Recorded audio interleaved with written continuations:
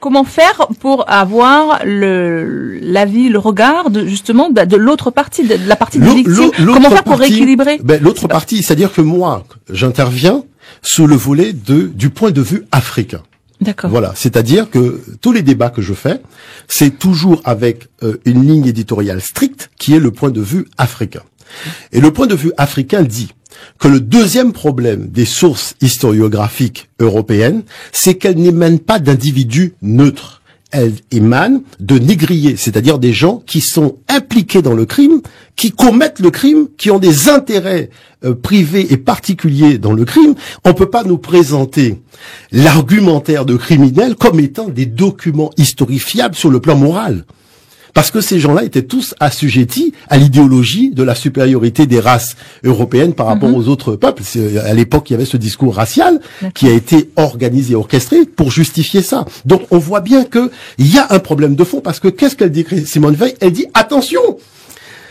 Tout le monde sait que qui veut tuer son chien l'accuse d'avoir la rage. Donc, à partir du moment où vous prenez comme leitmotiv les documents des négriers, le négrier est en train de vous dire, mon chien a la rage, je vais l'abattre. Ce qui est normal, c'est-à-dire jusque-là, on ne discute pas sur l'aspect, si vous voulez, légal ou illégal. C'est comme ça que ça se passe partout. C'est-à-dire que vous prenez n'importe quel conflit, de n'importe quelle partie du monde, nous sommes confrontés, nous historiens, à la même problématique. C'est pour ça qu'il y a ce qu'on appelle l'éthique, le code déontologique. Maintenant, le point de vue africain, il dit cela. Il dit une chose qui est très simple. Il dit, bon, si l'histoire des razzias négrières et de l'esclavage demeure fondée sur les analyses des négriers qui sont véritablement les victimes, les criminels, c'est-à-dire les organisateurs du crime, on peut pas opposer à une victime le discours de son meurtrier. Et ça, Simone Veil, elle est très claire là-dessus. Elle est très claire là-dessus, c'est-à-dire on peut pas faire ça. On peut pas le faire. Alors. Et pourtant, c'est ce qui fait. Et c'est ça qui est fait. C'est ce qui est fait dans la chose, c'est qu'il y a eu le même problème dans les conflits entre la France et l'Allemagne. Et pour éviter, c'est-à-dire sortir du cadre, de l'idéologie et un peu de l'excitation mémorielle, on a tout simplement réuni une équipe allemande, réuni une équipe française qui ont travaillé sur un ouvrage ensemble. De manière à dégager le fait historique en enlevant la partie qui concernait le fait d'incriminer l'un par rapport à l'autre. Mais la chose, c'est que quoi? On constate que la volonté cachée derrière cette approche qui ne respecte plus l'éthique, c'est d'opérer un transfert de culpabilité. Et c'est là où il y a le problème. C'est-à-dire que l'Europe, au lieu d'assumer, quand je dis l'Europe, attention, quand je fais des débats en Angleterre, il y a en Angleterre, l'anglais assume, au Portugal, le portugais assume. Mais moi j'ai vu des débats entre portugais et français, mais les portugais, mais invectivent les historiens français, on leur dit, mais qu'est-ce que vous racontez? Vous racontez l'histoire comme si vous êtes arrivé en premier. Nous les portugais, est-ce qu'on a dit qu'on est venu acheter auprès de quelque roi que ce soit? Est-ce que nous on a dit des choses pareilles? Mais vous racontez des histoires. Donc c'est là où on voit, moi j'étais présent. Alors ils assument quoi là? C'est-à-dire qu'ils assument le fait qu'ils avaient des armes et qu'ils avaient besoin d'or, parce qu'on leur a dit qu'en Afrique il y avait un royaume, le royaume de Kanka Moussa, roi du Mali, qui était allé au Caire avec de l'or, qui avait fait chuter les cours de l'or pendant 10 ans. Les caisses de l'Europe étaient à sec. Le Portugal avait besoin d'argent pour lancer son économie. Ils ont dit, voilà, on chasse les Arabes. Et en Afrique, il y a des royaumes musulmans. Et nous sommes chrétiens. On va faire une guerre religieuse pour aller prendre l'or. Donc, les gens qui venaient le long des côtes étaient kidnappés pour avoir des informations sur où était le trafic de l'or, enfin, les routes commerciales de l'or et les mines d'or. Et quels étaient les royaumes où il y avait de l'or. C'est-à-dire qu'on fait du renseignement. Mais c'est tout simplement ça. Attendez, chaque fois on envoie des drones pour faire quoi? C'est pas pour faire du renseignement. C'est-à-dire, le portugais fait du renseignement. On vous dit, un portugais qui vient faire du renseignement est venu acheter. Mais acheter aux mains de qui? Quoi? Vous voyez, on est en 1441. Christophe Colomb n'est même pas encore arrivé en Amérique. Donc, il y a un cochon de canne à couper. Il va venir chercher quoi? Après, on vous dit, oui, il avait besoin d'esclaves. Mais le mot esclave descend des Européens slaves. Donc, il y avait déjà des esclaves en Europe. Depuis le 5e siècle de l'ère ancienne, les Européens font plus de 2500 ans de trafic esclavagiste en Europe. Si vous prenez depuis le 8e siècle. Alors, on va revenir sur l'esclavage en Europe tout à l'heure. Donc, vous disiez que voilà, les Européens, eux, assument. Donc, voilà. C'est-à-dire les Anglais assument. Les Anglais assument. Les Portugais assument. Mais il y a des gens qui n'assument pas. Les Français n'assument pas. Parce qu'il y a un transfert de culpabilité et ils ne veulent pas assurer cette culpabilité. Donc, ils sont allés chercher, donc ils ont été chercher des musulmans, chercher de l'or. C'est-à-dire faire du renseignement pour avoir de l'or. Et qu'est-ce qu'elle dit, Christiane Taubira, d'ailleurs, à propos de ce transfert de culpabilité? Elle dit ceci: lorsqu'il n'a plus été possible de tout taire, voyez, une version officielle de l'histoire s'est mise progressivement en place en faisant plein feu sur les complicités africaines et relativisant, voire occultant, le rôle des armateurs et rabatteurs européens. Donc, le transfert de culpabilité pouvait alors s'opérer.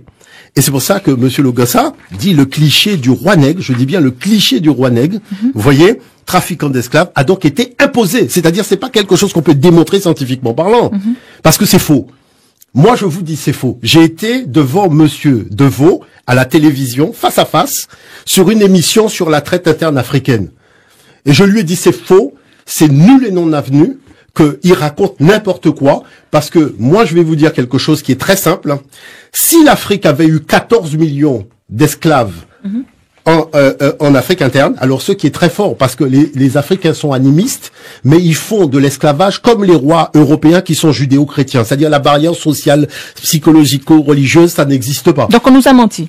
C'est-à-dire que je dis, moi je suis pas dans les problématiques de mensonge, je dis simplement qu'il faut faire preuve d'éthique, parce que c'est pas un problème de l'Afrique, c'est on porte atteinte à la vérité et à la morale.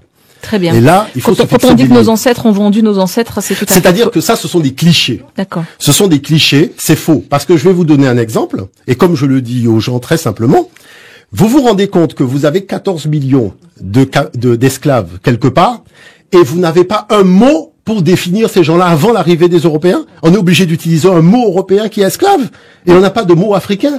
Je ne sais pas si vous vous rendez compte que si vous allez au Japon chercher des chevaliers, on vous dit non, ce sont des samouraïs. C'est-à-dire que chaque pratique sociale a un champ lexical. Mais pour l'Afrique, voilà que sans champ lexical, on vous dit qu'il y avait.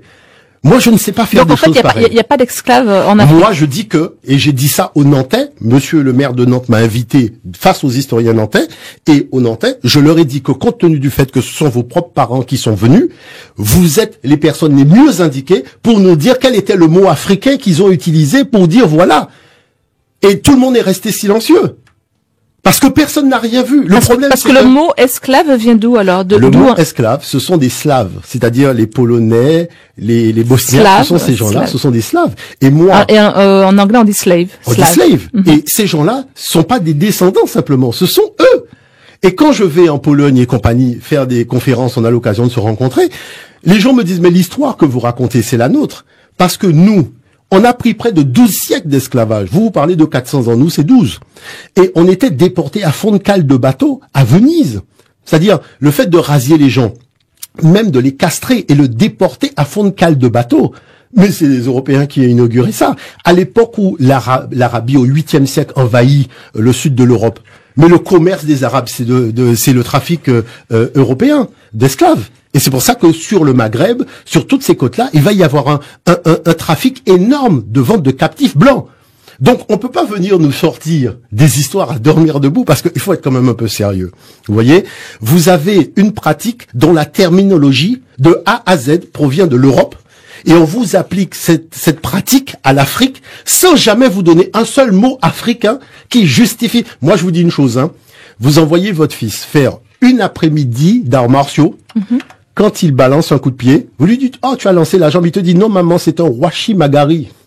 Ça veut dire que chaque chose a un nom lorsque la pratique existe socialement. Maintenant, s'il n'y a pas de nom et que vous utilisez le mot coup de pied, ça veut dire que quand même il y a quelque chose qui est pas clair dans le récit historiographique que vous livrez des événements. Alors quand il est dit, comme disait Yanis, que ce sont les rois africains qui ont participé même à la traite, qui ont vendu leurs frères noirs, oui, c'est faux.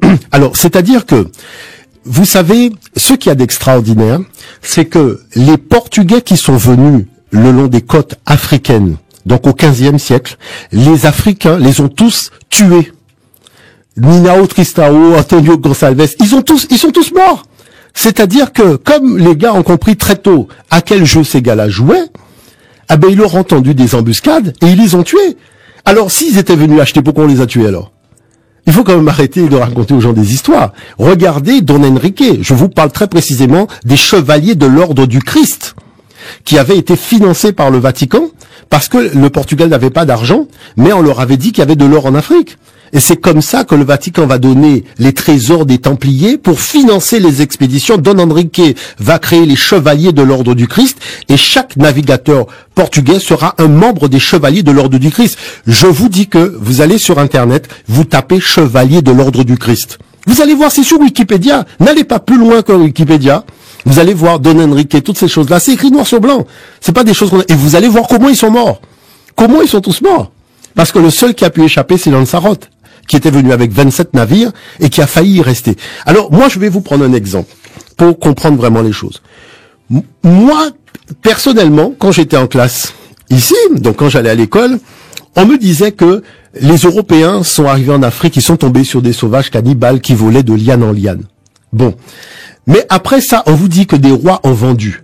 Bon, moi je ne sais pas, mais je n'ai jamais vu des sauvages organisés en royauté.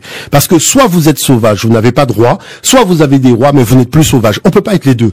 Donc lorsqu'on demande à l'historien, c'est-à-dire dans le débat, lorsqu'on demande aux historiens occidentaux de nous dire clairement, est-ce que l'Afrique était sauvage ou civilisée, comme son objectif c'est de défendre la thèse commercialiste en disant qu'il est venu acheter, voilà que il se met à nous dire que en fait on s'est trompé. L'Afrique était effectivement civilisée. Et je vais vous lire une phrase écrite par Monsieur Hahn dans le journal Le Monde, qui dépasse l'entendement. Stéphane Hahn, qui est professeur d'université. Écoutez ce qu'il a écrit dans Le Monde. Nous savons aujourd'hui que les Européens qui naviguèrent le long des côtes africaines, à partir de la moitié du XVe siècle, découvrirent un monde qui avait atteint économiquement et politiquement un niveau de développement comparable au leur. Les Africains pratiquaient l'exploitation minière, l'industrie, l'agriculture et l'élevage. Ils entretenaient depuis des siècles des relations commerciales avec les pays éloignés. Donc voilà ce que nous disons nous en tant que parti africaine. Si la thèse d'Européens venant avec des pacotilles était valable pour une rencontre avec des sauvages, la rencontre avec des rois civilisés, faut arrêter de nous raconter des histoires à dormir debout. D'accord. Parce que quand on fait, je dis bien, sur la base de ce que Monsieur Hahn a dit, quand on fait l'exploitation minière, l'industrie, l'agriculture et l'élevage, et qu'on a un niveau de développement comme l'Europe, c'est pas des pacotilles qu'on va s'asseoir même pour discuter. Donc ça veut dire que là, on ment. La deuxième chose, c'est qu'on a fait la colonisation sur la base qu'il fallait civiliser les peuples qui n'étaient pas, et maintenant on nous dit que dès que les Portugais arrivent, il y avait des rois. Donc ça veut dire que depuis le début, on ment. Vous voyez l'affaire? Donc c'est pour ça que je dis attention, parce qu'on peut être méchant. Il s'agit pas de faire une histoire afrocentriste, parce que l'histoire afrocentriste, ça n'existe pas. Je le dis toujours, il y a une philosophie afrocentriste, c'est-à-dire spirituellement, notre orientation, elle est africaine. Au niveau de la pensée, au niveau de la façon de lire le monde, la façon d'interpréter les événements. Mais quand on fait de l'histoire, il n'y a plus de pensée afrocentriste. C'est une question de vérité et je tiens à dire, à l'UNESCO, nous avons des chercheurs qui sont de toute congrégation religieuse, de toute civilisation, de tout peuple. Et la défense, c'est le combat, c'est la vérité. On ne regarde pas, ni on est arabe, ni on est juif, ni on est... Le combat, c'est la vérité, un point, c'est tout. Jean-Luc, bonjour. Je vous appelle parce que, bon, je suis tout à fait d'accord avec vous, sur tout point de vue, étant donné la précision des mots que vous utilisez et le contexte dans lequel vous mettez les choses. Si effectivement, oui, le mot slave, d'esclave vient du mot slave, de toute manière, en termes de linguistique, ça c'est clair, il n'y a pas photo, c'est pas un mot africain. Ben, c'est évident. Donc on peut pas, vous voyez, on peut pas ni se dire qu'on est descendant d'esclaves ou de slaves. Moi, j'ai été en Hongrie et compagnie, j'ai vu à qui j'ai affaire. Nous sommes des descendants d'Africains, déportés en esclavage. Alors, allez-y, continuez, Jean-Luc. Ouais, voilà, la seule chose que je voulais savoir, étant donné qu'effectivement, bon, sur ce point-là, on est encore d'accord, étant donné qu'on n'avait pas de terme, on n'avait pas d'esclaves réellement, c'était pas des esclaves. C'était des déportés, alors? C'était des, non, je pense que c'était des serviteurs, hein, je pense que Moutoundi, sur ce point-là, serait d'accord avec moi. Moi, je vais vous dire, ça tranche comme une lame. Ça tranche comme une lame. Comme une lame. Parce que moi, j'ai eu l'occasion de faire des débats face à des égyptologues. Hein? Et quand on leur a dit d'aller au tableau pour écrire en hiéroglyphe le mot esclave, ils sont devenus blêmes. Parce que tout le monde sait qu'en égyptologie, et moi-même qui suis égyptologue, le mot esclave n'existe pas. Monsieur Ancelin l'a dit, Madame Bernadette Menu, qui est directrice de recherche au CNRS, a fait sa thèse là-dessus. Elle a dit que ça n'a jamais existé. Et si vous prenez le dernier ouvrage d'Olivier Pétré-Grenouillot, lui-même dit, je reconnais aujourd'hui que ce que j'avais dit n'était pas la vérité. Parce que l'esclavage n'a jamais existé en Afrique dans l'Antiquité. D'accord. Donc, c'est-à-dire, ce que je dis, c'est que si moi je dis qu'en arrivant au château de Versailles, j'ai vu des samouraïs, tout le monde va me prendre pour un fou. Parce que tout le monde sait que ce sont des chevaliers. Vous voyez ce que je veux dire? Donc la terminologie, c'est important. Alors, continuez Jean-Luc. Voilà, je voulais juste savoir... Il est bavard, hein, Jean-Philippe, hein, on a du mal à l'arrêter. Non, mais pas de problème. Non, parce que c'est sérieux. Oui, tout à fait, non, mais je comprends. Ce que je voulais savoir, c'est que effectivement, on avait dans l'Égypte ancienne, on va dire, dans le fonctionnement de l'Afrique à l'ancienne, on va dire, quelles étaient les sous-couches de la population, comme on appelait ces personnes qui servaient, quoi, qu'on employait, bien évidemment. Mon très cher. Mais comment mon très cher, moi je vais te dire les choses très clairement. Tous les historiens européens qui ont analysé cette question, ils savent très bien de quoi je parle parce que eux-mêmes l'ont mis dans leur ouvrage. En Afrique, il n'y avait pas de prison, il n'y avait pas de bagne, il n'y avait pas de guillotine, on n'étranglait pas les gens, on les égorgeait pas et on les condamnait pas. C'est-à-dire que quand quelqu'un avait commis un préjudice, il y avait un conseil de sages qui se réunissait et cette personne était condamnée à servir les intérêts de la partie dont elle avait nui. C'est-à-dire, vous avez tué quelqu'un qui avait 4 bœufs à s'occuper. Dorénavant, c'est vous qui allez vous occuper des 4 bœufs. Et si il y avait 2 vaches qui donnaient du lait pour les enfants le matin, c'est vous qui allez traire la vache pour donner du lait à la maman pour qu'elle nourrisse ses enfants, parce que le papa, c'est vous qui l'avez tué. Liliane Crété l'a écrit noir sur blanc dans le document. Dans les documents qu'elle a fait, Serge Dagé, spécialiste de l'histoire de l'Afrique, l'a mis noir sur blanc. Il n'y avait pas de prison, il n'y avait pas de GIGN, il n'y avait pas la police, il n'y avait pas la gendarmerie. Il n'y avait pas tout ça. Donc il y avait un fonctionnement, vous avez commis un délit, vous êtes condamné à réparer le délit en vous mettant au service de la partie qui a subi le préjudice. Voilà. Pour vous Jean-Luc. Moi je trouve ça, c'était totalement cohérent à vrai dire. Hein, attendez, Bernadette Menu est directrice de recherche au CNRS. Elle a fait une thèse sur la question et elle est égyptologue. Donc c'est pour vous dire quand même, il y a quand même des dossiers qu'elle met et elle n'est pas la seule. Elle n'est pas la seule. Regardez par exemple un exemple. Vous avez un auteur qui vous dit quelque chose qui dépasse l'enseignement. Il vous dit l'acheminement des esclaves de l'intérieur du continent jusqu'à la côte était assuré sans participation des Européens par les Africains. D'accord? Il vous montre une illustration. Vous avez 2 bonhommes qui sont en train d'amener 24 personnes et chaque bonhomme a un fusil à la main. Alors, à défaut de me donner les coordonnées GPS, si on n'a pas l'adresse exacte, je suis preneur même des coordonnées GPS, de l'usine en Afrique qui fabriquait le fusil et les munitions. En quelle année? C'est-à-dire au 15e siècle. Au 15e siècle. Voyez-vous, hein, je suis OK pour dire que l'Afrique est acheminée. Mais si le fusil ne venait pas de l'Africain et les munitions ne venaient pas de l'Africain, vous ne pouvez plus dire que l'Européen n'est valable que pour 2%. 98% du problème, c'est le fusil. Parce que sans le fusil, je vois mal comment 2 personnes vont en maîtriser 24. C'est tout. Moi, je mets tout simplement 2 personnes devant une porte. Nous arrivons à 24 et je demande aux 2 personnes de nous empêcher de sortir de la porte. On va voir si c'est possible sans fusil de nous empêcher de passer. Donc, il faut arrêter de raconter aux gens des sornettes. Alors, moi, je vais vous dire une chose. Il y a une déclaration qu'a fait notre responsable à l'UNESCO que j'apprécie, c'est monsieur Ali Moussaïe. Je vais vous lire sa déclaration parce que elle est importante. Il dit que, voilà, la plupart des sociétés qui ont pratiqué la traite négrière et l'esclavage ont dû faire appel à toutes leurs ressources scientifiques, religieuses et politiques pour justifier moralement, intellectuellement, juridiquement ce crime contre l'humanité. C'est ainsi que les théories de l'inégalité des hommes, notamment sur l'infériorité congénitale de l'homme noir, ont été construites. Cet héritage nourrira par la suite toutes les politiques de domination, de racisme et de ségrégation contre les peuples colonisés. Ce sont ces mêmes idéologies monstrueuses qui seront mises à l'ordre du jour par le nazisme appliqué au cœur de l'Europe. Ça veut dire que qu'est-ce qu'il dit ici? Il dit que s'il était vrai qu'en descendant en Afrique, l'Européen tombe sur des rois qui ont déjà des stocks et qui lui dit voilà, je suis embarrassé, prends. L'Européen n'aurait pas été obligé d'organiser l'idéologie du racisme et de la supériorité des races. C'est parce qu'il savait très bien il sait que ce qu'il dit est faux et la preuve qu'on peut lui avancer, c'est de lui dire, mais si c'était vrai, tu n'aurais pas échafaudé la thèse de la supériorité des races, en disant, il y a les races dominantes, il y a les races inférieures et compagnie, pour justifier ce que tu fais. Parce que s'il y a des rois qui vendent, quelle est l'utilité de dépenser autant d'argent pour faire ça? On n'en a plus besoin. Vous voyez? Donc, ça veut dire que, voilà. Allez, un dernier appel, enfin, pas un dernier appel, un autre appel avec François, bonjour. Oui, bonjour. Bonjour, mon cher François. On vous écoute, François, soyez le bienvenu. Allez-y. Oui. Vous savez, Guylaine. Oui. C'est beau, vieille, oui, hein. Oui. Vous savez, moi, ému. C'est vrai ou ému? Oui. Pardon, ok.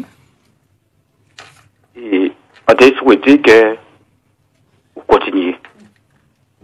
Parce que, ou pas, ce début-là, ça. Faut d'autres biter encore. Nous devons à dire, d'autres vérités à dire. On pas arriver à parler, parce que, mais ça a touché nous en l'eau, ça a dit là, ça a dit nous là. Honnête. Mais c'est ça le but, c'est ça le but de l'émission, hein. Ils démonté nous. Et ça quand excusez-moi l'expression mais au moins c'est qu'il y a des compatriotes au moins qui a aidé ça. Ouais, qui a fait malheur. Mais c'est peut-être parce que justement comment on appelle ça, l'assimilation, enfin pas l'assimilation, la. Oui, mais quel que soit Guylaine, quel que soit ça que dit moins, on est au minimum quand même. C'est conditionnement là qui son conditionnement. C'est un conditionnement. Voilà, oui, c'est vrai son conditionnement, mais faut sortir, faut l'effort de sortir dedans aussi, parce que quand on a le conditionnement, et pourquoi il y a arrêté dans le conditionnement, parce qu'il y a un intérêt très souvent. Mais vous savez, en quête du Rambit, moi. C'est aussi là à la rencontre de monde qui rendez-vous compte de gens qui ont voir les choses. Ouais. Là, on fait une conférence en Europe, ni des moun yo viennent vraiment, yo dis moi qu'on ça, mais vous savez, histoire là, ça c'est histoire nous, puisque les Slaves, les esclaves, c'est nous. Et ces messieurs, yo blond, de bleu, enfin, regardez, on dit qu'on ça, mais, ils n'y habitent, nous pourtant parler. Beaucoup qu'a sorti, carte d'identité, il dit moi qu'on ça, est-ce qu'on voit non, au moins c'est Chiavone. En cas de beaucoup comme ça, non, c'est Chavon, mais vous savez que à Venise, Yoteka Vonzot, à Sion quai, non à quai là, c'était la riva des Chavon. Et la riva des Chavon, ça veut dire le quai des esclaves. Chavon, en réalité, ça veut dire esclave en vénitien. Et Bougaka dit moins comme ça, eh ben, esclave, c'est non au moins. Et Bouga blanc, hein. Et Bouga commence à pleurer, et Bouga dit moi comme ça, c'est pour ça que, il pas qu'à jamais sorti carte d'identité aïe, sauf que vraiment si qu'à prend l'avion, des bitins comme ça, parce que ils savent que, et, moun vin vraiment, avec carte d'identité aïe, et c'est là, ils ont commencé à traduire non aïe, pour moins comprendre qui non aïe en réalité. Non, c'est messieurs, c'est fond calabato, qu'est esclave, fouet, chède, enfin, ou quoi, on vous compte que Nyon bitin qui est extraordinaire. Parce que, yo rasié ces messieurs pendant 12 siècles. Pour venir, les Arabes. Ou quoi, vrai. Donc, c'est tout échange là, ça, parce que là, nous, qu'à parler de ça, nous, gens, tendance toujours qu'à voir, on partit de bitin là. Mais, en fait, il y a une antériorité qui est assez important, et en cas quoi que ni des bitins aussi qu'à permettre nous de venir plus objectif à dans ça. Quoi, vrai. Et là, on va discuter avec ces messieurs, c'est là on va comprendre qu'en fait, les historiens européens, on va faire un transfert de responsabilité, de culpabilité. Parce que, histoire à moun te ka vendre moun, c'est yo même qui te ka vendre moun. Ou quoi, vrai. Et en fait, c'est un transfert de culpabilité que yo ka fait. Mais, nous ka vivation planète, nous, ensemble, à même planète, nous pas besoin faire la guerre tous les jours, faut nous arriver comprendre nous. Et pour arriver comprendre nous, faut ni le respect, la sincérité et la vérité. C'est tout. Ça, c'est clair, ça, c'est tout. Clair. Et voilà. Vous savez, on bitin, c'est pour s'en couper inconsciemment peut-être, mais nous, on bitin, quand on cité, on pas ni ça. On y a qui passe parce qu'il faut en voyager. Oui. Mais pas qu'arriver à déjà essayer faire. Mais pas qu'arriver. Carte d'identité, ouais. Ouais, pas qu'arriver à faire parce que nous, bon, qui en l'air, qui pas qu'à pénétrer dans moins, qui pas qu'à entrer dans moins.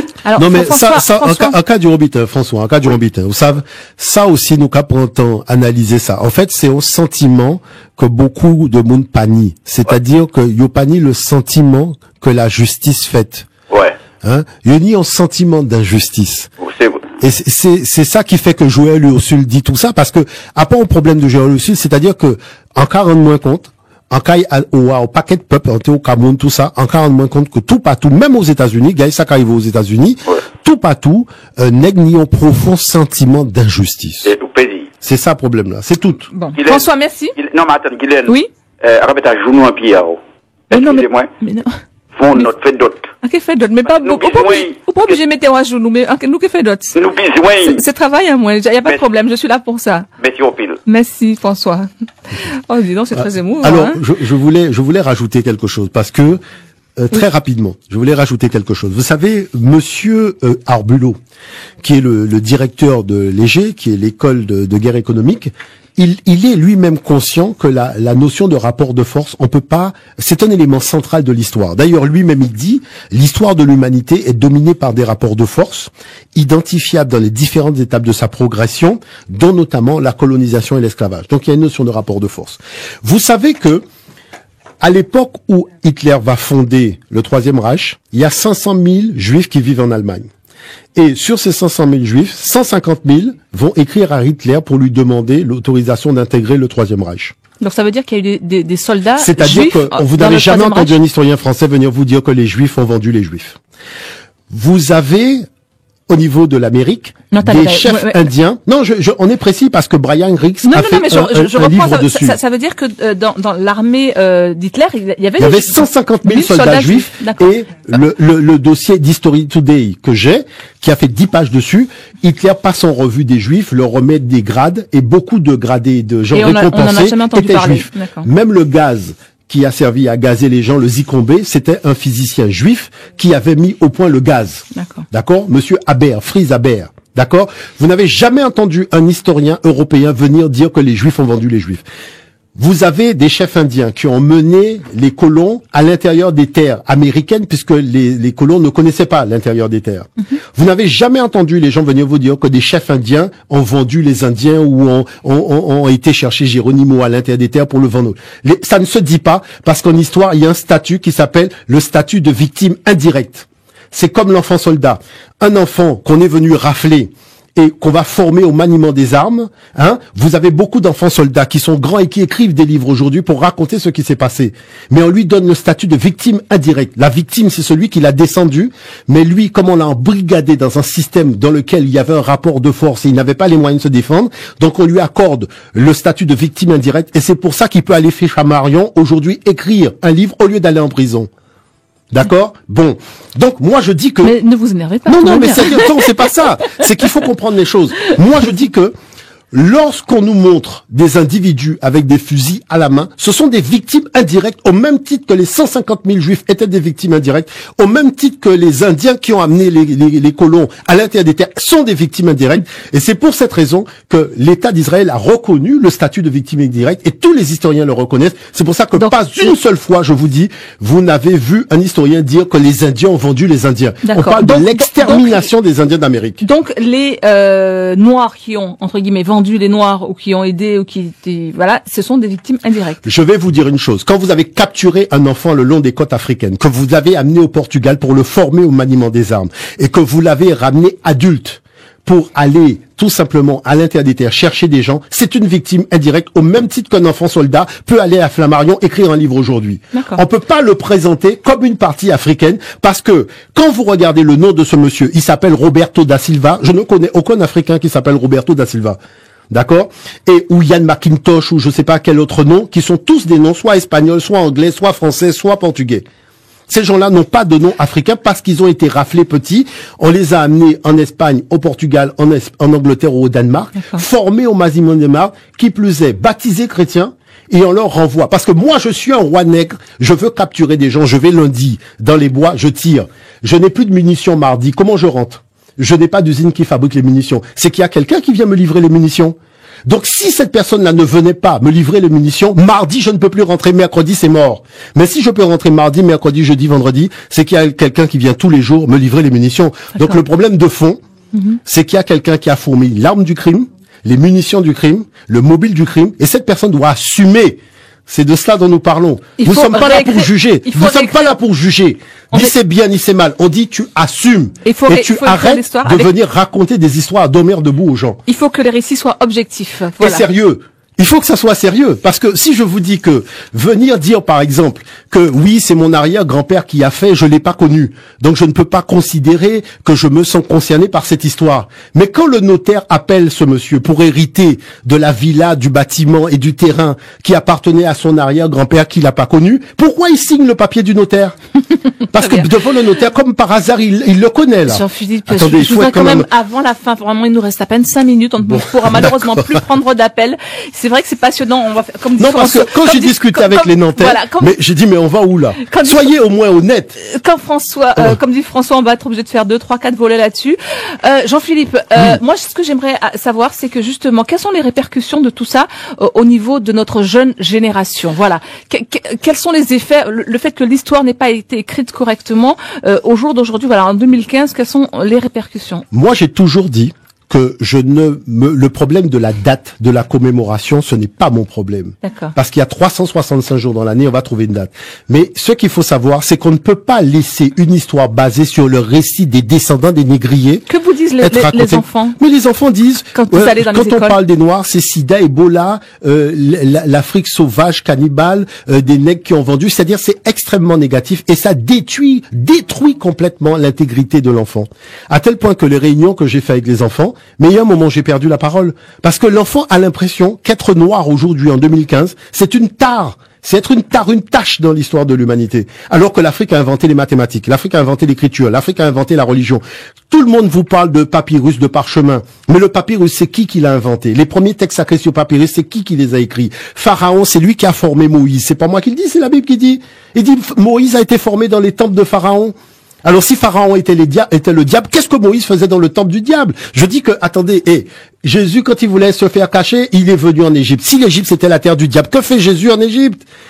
Quand Mahomet, on voulait égorger ses disciples, il est venu les cacher en Abyssinie. Si l'Abyssinie c'était le diable, que font les disciples de Mahomet en Abyssinie? C'est-à-dire alors l'estime de soi, en fait, des enfants d'aujourd'hui. C'est-à-dire que moi je vous dis que pour raconter cette histoire-là, l'Européen fabrique un discours qui est fondamentalement une escroquerie intellectuelle, qui est du faux usage de faux, et que nous disons aux gens qu'il faut arrêter de porter atteinte à la morale. Je dis pas porter atteinte à l'homme noir, parce que franchement, c'est pas là le problème. C'est-à-dire, il y a atteinte à l'homme noir, mais il y a quelque chose, un idéal que l'humanité doit conserver, c'est la morale et la justice. Parce que si dans les rapports entre les civilisations et les hommes, il y a plus de morale, il y a plus de justice, ça veut dire que la Terre, nous allons la détruire. Très bien. Et parce que nous avons plus de sagesse. C'est un petit peu le sens du combat, justement. Et après, il y a le respect de l'homme noir, naturellement. Le combat de l'UNESCO, c'est ça? C'est comment apprendre à... Ah non, c'est-à-dire que l'UNESCO, l'éthique de l'UNESCO, c'est très simple. C'est de dire que le problème de fond dans l'historiographie des razzias négrières et de l'esclavage, c'est de tenter de cerner comment une civilisation qui revendique tous les idéaux de l'humanité a pu se vautrer dans une extrême barbarie pendant autant de siècles. C'est pas des histoires de rois qui sont venus ni de bateaux qui sont partis. C'est d'essayer d'expliquer pourquoi une civilisation qui se targue d'incarner les idéaux de la pensée de l'humanité, les droits de l'homme et tout ça, s'est vautré dans tout cela. Parce que si on n'arrête pas ce problème-là, on n'a pas d'assurance pour l'avenir. Comment créer justement sans que les civilisations sans